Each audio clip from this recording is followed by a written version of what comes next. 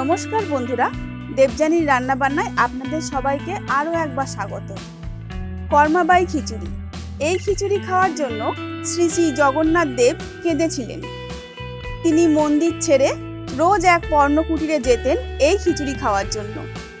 পুরীর শ্রী জগন্নাথ মন্দিরে প্রতিদিন সকাল 8টার সময় ভোগে নিবেদন করা হয় এই খিচুড়ি। আর খিচুড়ির এই রকম নামকরণের পেছনে রয়েছে এক কাহিনী। আজ আমি রান্না করতে করতে সেই কাহিনী আপনাদের শোনাবো। তাহলে চলুন গল্প বলতে বলতে রান্নাটা কিভাবে করতে হয় সেটা দেখে নিই। কর্মাবাই খিচুড়ি বানাতে যে দুটো প্রধান উপকরণ লাগবে তার মধ্যে একটা হলো আতপ চাল। আমি 1 কাপ গোবিন্দভোগ চাল 15 মিনিট ভিজিয়ে রেখে তারপর ধুয়ে জল ঝরিয়ে রেখে দিয়েছি। আর লাগছে মুগ ডাল। চালের অর্ধেক পরিমাণ অর্থাৎ হাফ কাপ মুগ ডাল 1 ঘন্টা ভিজিয়ে রেখে তারপর ধুয়ে জল ঝরিয়ে রেখে দিয়েছি। এখন একটা পাত্রে নিচ্ছি 5 কাপ জল। যে কাপ মেপে চাল আর ডাল নিয়েছি সেই কাপ মেপে 5 কাপ জল নিলাম। জলটা ঢেকে ভালো করে গরম করে নেব। আমি এখানে কড়াইতে রান্না করছি। পুরীর মন্দিরে এই রান্নাটা হয় মাটির পাত্রে। জলটা ফুটে উঠলে ওই জলে আতপ চাল আর মুগ ডাল দিয়ে নেড়ে তারপর ঢেকে রাখবো। বহুকাল আগে উৎকলখণ্ডে কর্মাবাই নামে এক মহিলা বাস করতেন, যার কোনো সন্তান ছিল না। তিনি শ্রী জগন্নাথ দেবকে ভীষণ ভালোবাসতেন। নিঃসন্তান হওয়ায় তিনি জগন্নাথ দেবকে নিজের সন্তান রূপে স্নেহ করতেন।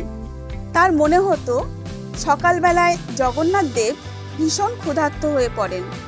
তাই তিনি সকালে ঘুম থেকে উঠেই জগন্নাথ দেবের জন্য খিচুড়ি রান্না করতেন, কোনো রকম শুদ্ধতা বিচার না করেই।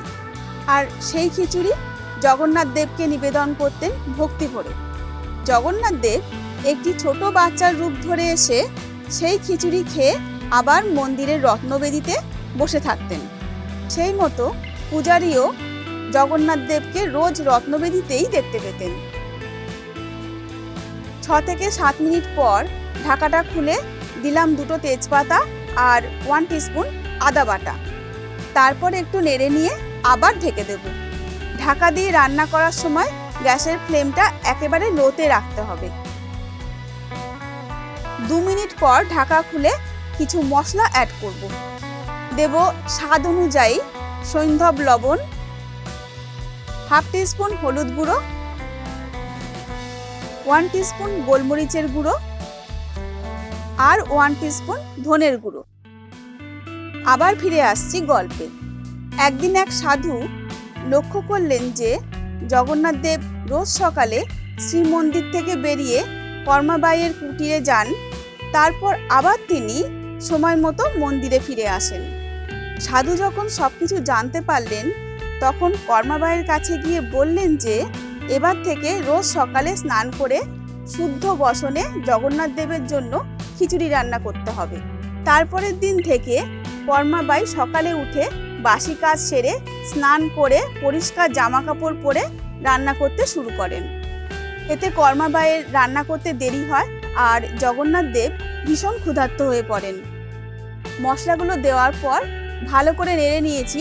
এখন আবার ঢেকে দিচ্ছি। 5 মিনিট পর ঢাকা সরিয়ে দেব 1 টেবিল স্পুন চিনি আর দেব হাফ টিস্পুন হিং। এগুলো দিয়ে ভালো করে মিশিয়ে নেব। এই সময় খেয়াল রাখতে হবে খিচুড়ি বেশি ঘন হয়ে গেলে এতে কিছুটা গরম জল মিশিয়ে নিতে হবে। জগন্নাথ দেব সেদিন খুব তাড়াতাড়ি করে খিচুড়ি খেয়ে মন্দিরে ফিরে আসেন। সেদিন পূজারী এসে দেখেন জগন্নাথ দেবের মুখে খিচুড়ি লেগে আছে। পূজারী যখন এ ব্যাপারে জানতে চান, জগন্নাথ দেব তখন বলেন মা কর্মাবাই আজ দেরি করে ফেলেছেন, সেই জন্য তার মুখ ধোয়ার সময় হয়নি, সে তাড়াতাড়ি করে মন্দিরে ফিরে এসেছে। তারপর মন্দিরের পূজারী কর্মাবাইকে বললেন যে এখন থেকে আর শুদ্ধতা বজায় রাখার দরকার নেই।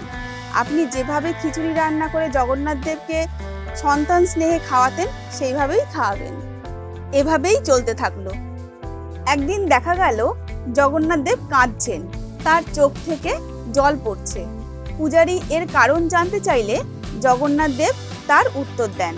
উত্তর শুনে পূজারী বুঝলেন জগন্নাথ দেব কত করুণাময়। এই সময় এতে দিলাম নারকেল কোড়া। কর্মাবাই খিচুড়িতে এইভাবেই নারকেল কোড়া ব্যবহার করতেন। আবার গল্পে ফিরে আসছি। জগন্নাথ দেব পূজারীকে বলেন তার মা কর্মাবাই ইহলোক ত্যাগ করে তার কাছে ফিরে গেছেন। এরপর থেকে তাকে আর এই খিচুড়ি কে খাওয়াবে এই কথা ভেবেই তার কান্না পাচ্ছে। তখন থেকেই রাজার নির্দেশে জগন্নাথ দেবের জন্য রোজ তৈরি হতে লাগলো এই খিচুড়ি। আর জগন্নাথ দেবের ইচ্ছানুযায়ী এই খিচুড়ির নাম হলো কর্মাবাই খিচুড়ি। সেই মতো আজও প্রতিদিন সকাল 8টার সময় পুরীর জগন্নাথ দেবকে এই কর্মাবাই খিচুড়ি ভোগে নিবেদন করা হয়। রান্নার শেষে একটু ঘি দিয়ে দিচ্ছি। আমাদের কর্মাবাই খিচুড়ি তৈরি হয়ে গেছে। এখন কিছুক্ষণের জন্য ঢেকে রেখে তারপর শ্রী শ্রী জগন্নাথ দেবকে ভোগ নিবেদন করব।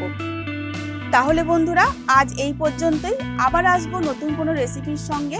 ততক্ষণের জন্য সুস্থ থাকবেন আর ভালো থাকবেন। ধন্যবাদ।